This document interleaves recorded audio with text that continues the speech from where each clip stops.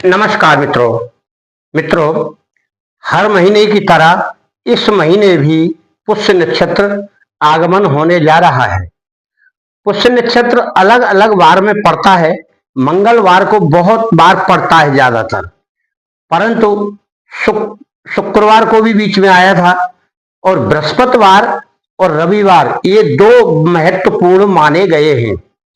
इस महीने भी पुष्य नक्षत्र 2 दिन पड़ेगा, यानी बुधवार को पड़ेगा और गुरुवार को पड़ेगा।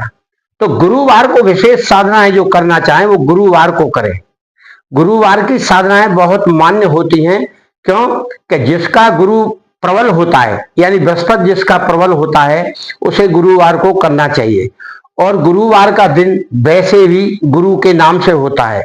जो लोग गुरु दीक्षा लेना चाहते हैं वह इस गुरुवार को ले तो अति उत्तम होगा और यह आपके लिए वरदान भी साबित होगा, क्योंकि गुरु तो आपको एक बार बनाना ही होता है। तो आइए इस पुष्य नक्षत्र के बारे में हम बताते हैं आपको। पुष्य नक्षत्र विशेषकर हर महीने आता है और विशेषतः इस नक्षत्र में बहुत सारी साधनाएं सिद्ध हो जाती हैं।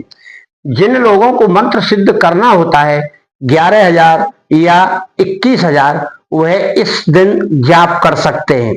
केवल साधक में बैठने की सामर्थ्य होना चाहिए, और रात्रि में भी आ रहा है और दिन में भी आ रहा है। तो आप जो पुष्य नक्षत्र में काम करेंगे तो इसमें संध्या का समय गुरुवार को मिलेगा, यानी 5:30 बजे तक मिल पाएगा, उससे पहले ही खत्म हो जाएगा। और बुधवार को आप 4:45 बजे से 4:45 नहीं 6:30 बजे से आप कर सकते हैं, क्योंकि सूरज भी छिपना चाहिए। 6:30-7 बजे सूरज छिप जाता है, उसके बाद ही साधना करें। फिर साधना आप शाम की करें या फिर रात्रि की करें, यानी वह बुधवार की रात्रि में होगी। और गुरुवार को आपको करना है तो वह साधना सुबह हो जाएगी, क्योंकि फिर सूरज निकलने से लेकर सूरज डूबने तक नहीं रहेगा। ये सूरज डूबने से पहले ही यह पुष्य नक्षत्र खत्म हो जाएगा 5:30 बजे। इस तरह आप 6 से और 5 के बीच का अंतर आप ले लें। यह 2 दिन पड़ेगा और इन दोनों दिनों में आप कोई भी साधना सिद्ध कर सकते हैं। या तो कोई जड़ सिद्ध करें या तो कोई मंत्र सिद्ध करें। पहले बहुत सारे मंत्र हमने हमारी वीडियो में डले हैं, कोई भी मंत्र आप लेकर इसे सिद्ध कर सकते हैं। जिन मंत्रों में हमने बताई नहीं है कि कितनी मालाएं जाप करना है या कितना मंत्र जाप करना है, उसमें कम से कम 11 माला करें और अधिक से अधिक 11,000 मंत्रों का जाप कर सकते हैं, क्योंकि 11,000 मंत्र में पूरा सिद्ध हो जाता है। 11,000 माला की आप लगा लीजिए कितनी मालाएं होंगी। 1,000 में 10 मालाएं होती हैं, तो 110 माला का हिसाब लगभग बैठेगा। अगर इतनी सामर्थ्य है तो बुधवार की रात्रि में आप बैठ जाइए। पुष्य नक्षत्र सारे दोषों को काटता है। क्या होता है कि अधिकांश हमारे शिष्य या साधक इंतजार करते रहते हैं कब चंद्र ग्रहण होगा, कब सूर्य ग्रहण होगा, कब होली आएगी, कब दिवाली आएगी। परंतु पुष्य नक्षत्र हर महीने आता है और हर महीने आने पर हम कम से कम 8-10 दिन पहले यह वीडियो डाल देते हैं, जिससे कोई भी साधक अपनी वस्तुओं का या अपने समय का चुनाव कर ले, अपने मंत्र का चुनाव कर ले, फिर वह साधना करके उसे सिद्ध कर ले। कोई भी मंत्र अगर आप सिद्ध करते हैं तो सिद्ध करने के बाद उस मंत्र को 1 माला रोजाना जाप करना चाहिए। यह नियम बना लेना चाहिए। पहले गुरु मंत्र का जाप करें 1 माला, फिर और मंत्रों का जाप रोजाना करें, तो आपके मंत्र में चैतन्यता और शक्ति बनी रहती है और वह काम करने लगता है।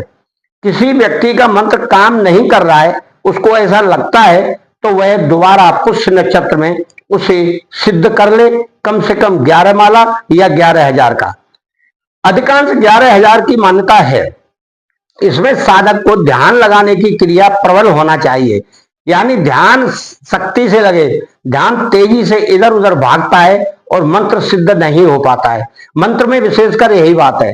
और वैसे आप कोई जड़ी बूटी बांधा लाना चाहें तो सफेद आंकड़े की ले आए, गुंजा की जड़ ले आए, या फिर पमार जो दूसरे नक्षत्र में भी आता है और इसमें भी आता है, काला धतूरा है।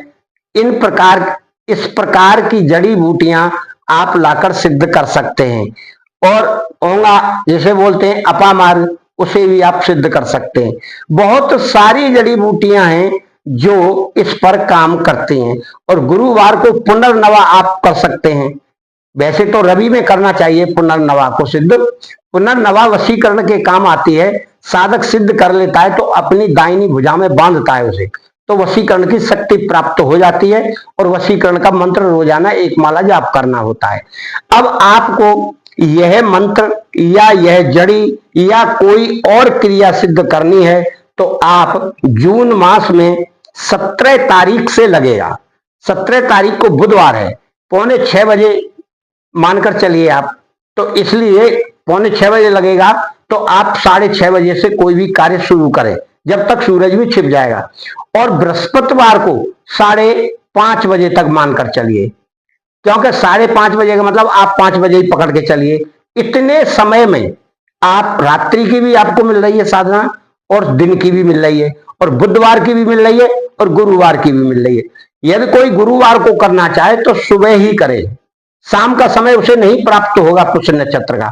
इसलिए 17 और 18 तारीख को जो पुष्य नक्षत्र पड़ेगा वह बहुत ही लाभकारी है, क्योंकि यह मल मास में पड़ रहा है, जिसमें पूजा पाठ ध्यान साधना का बहुत ही महत्व है। और मल मास अभी 15 तारीख तक चलेगा। 15 तारीख तक चलेगा तो आप जो भी कार्य करना चाहें तो 15 तारीख तक कर लें, और नहीं करना है तो फिर पुष्य नक्षत्र तो आएगा ही, फिर आप पुष्य नक्षत्र में करें। पुष्य नक्षत्र का इंतजार आपको करते रहना चाहिए। ज्यादातर शुभ कार्य या कोई और साधनाएं या कोई साधना शुरू करना होती है उस दिन से, तो बुधवार या गुरुवार से शुरू कर सकते हैं।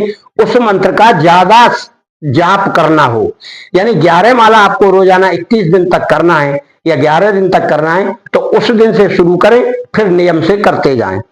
इस क्रिया को आप उचित तरीके से ही करेंगे, यानी नहा धोकर करें। दीपक अगरबत्ती धूप बत्ती जो आप लगाना चाहें लगाएं। अपने जहां आप बैठते हैं आसन वगैरह लगाते हैं उसको शुद्ध कर लें, जल छिड़क लें और गंगा जल छिड़क लें। फिर आप सच्चे मन से और श्रद्धा पूर्वक अपने मंत्र का जाप करेंगे तो वह मंत्र आपको सिद्ध होकर अनेक प्रकार से फलीभूत होगा और सिद्धि प्राप्त होगी, और वह अपना चमत्कार भी दिखाएगा। एक बार सिद्ध ना हो तो उस मंत्र का फिर दोबारा शुभ नक्षत्र में जाप करना चाहिए। आपका और आपके घर परिवार का मंगल हो।